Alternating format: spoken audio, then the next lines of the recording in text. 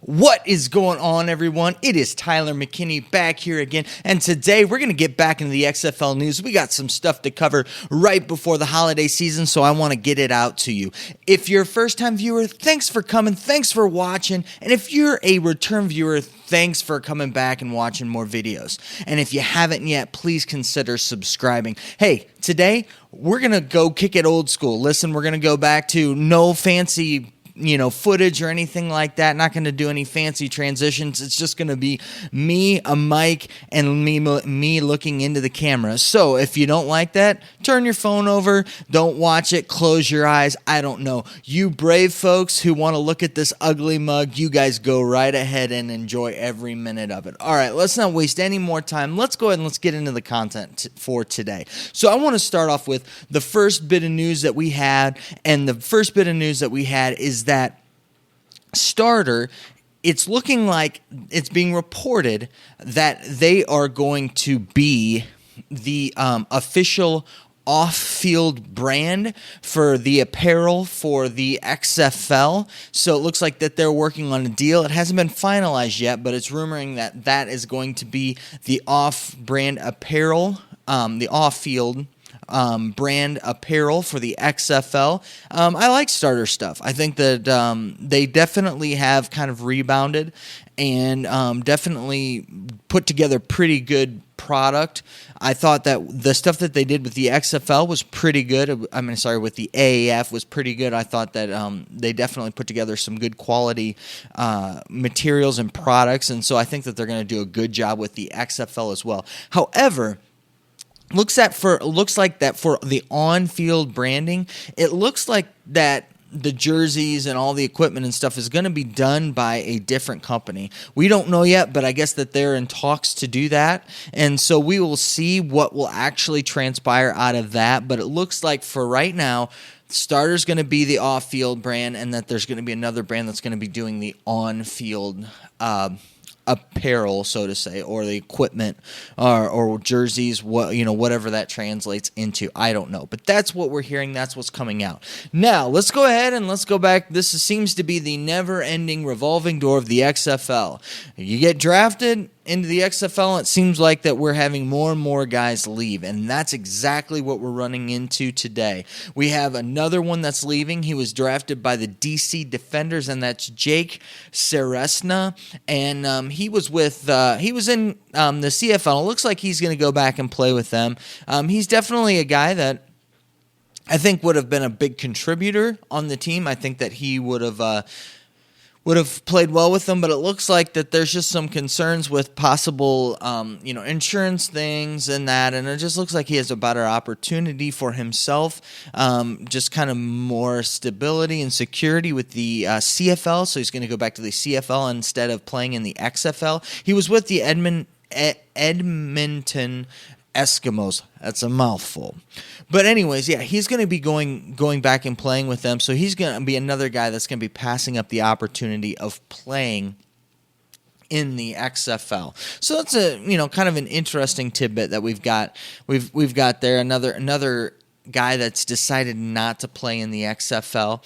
And kind of on that kind of note, I do want to go ahead and I kind of want to do a quick little, not necessarily looking at the players of the draft, but I definitely want to look at just kind of some interesting facts and some things that I've been putting together as I've been looking at like the overall supplemental draft, because I think that it's really interesting and some stuff, and we can kind of glean some stuff from this information. So let's just go ahead and let's break it down real quick. We had 66 players that were drafted. Now, 36 of those were drafted in the East, and 30 of them were drafted in the West. So by team breakdown, let's break it down. So Dallas, they went ahead and they drafted 10 players. DC drafted 13. Houston, 7. LA, 10. New York 9, Seattle 3, St. Louis 9, Tampa Bay 5 for a total of 66 again. Now, let's go ahead and let's break them down by position because this is interesting. Remember, they didn't do any quarterbacks. This is all positional players. So let's look at it this way.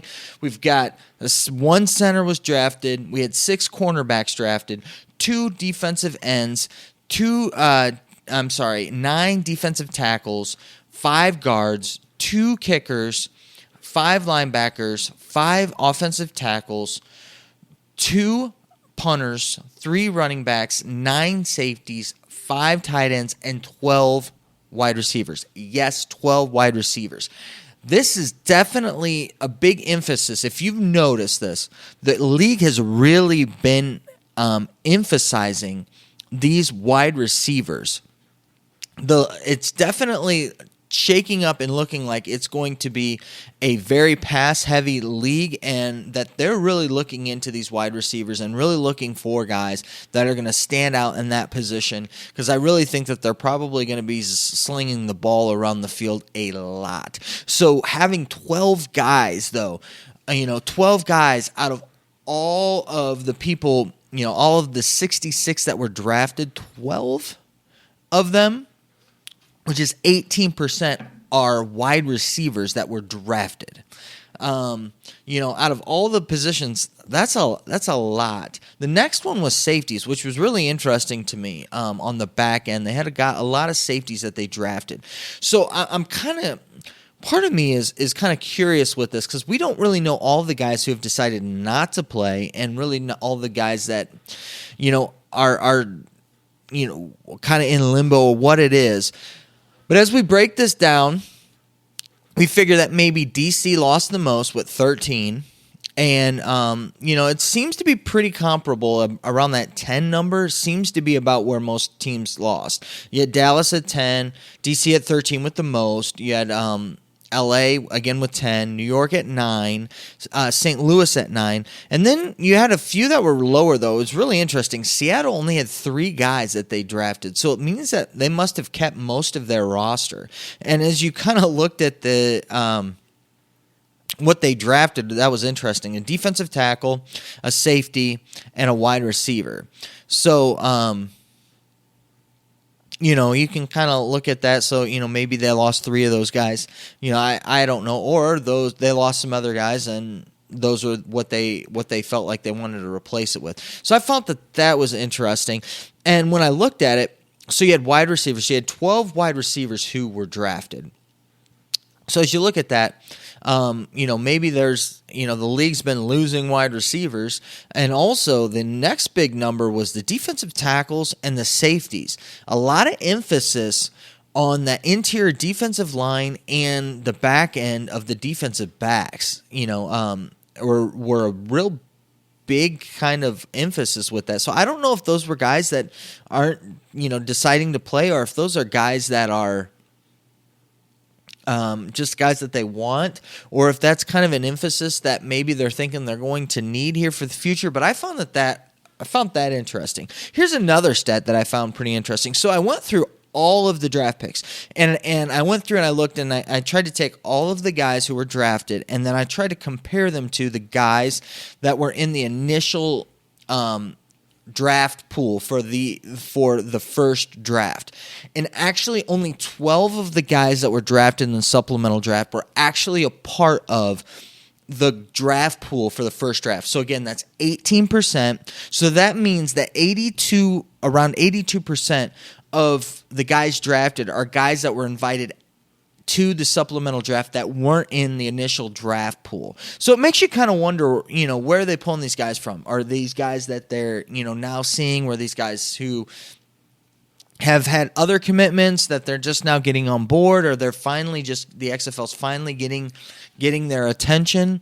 It's just really interesting to me with that. But yeah, so that's kind of breaking down some numbers and kind of looking at some things, and just kind of, looking at what we can glean from numbers-wise. We're definitely going to go ahead. We're going to take a break for the holiday season, and then we're going to come back, and we're going to break down the supplemental draft. I'm still going to continue on ranking all of those. I'm working on the wide receiver rankings right now, so you're definitely going to get those.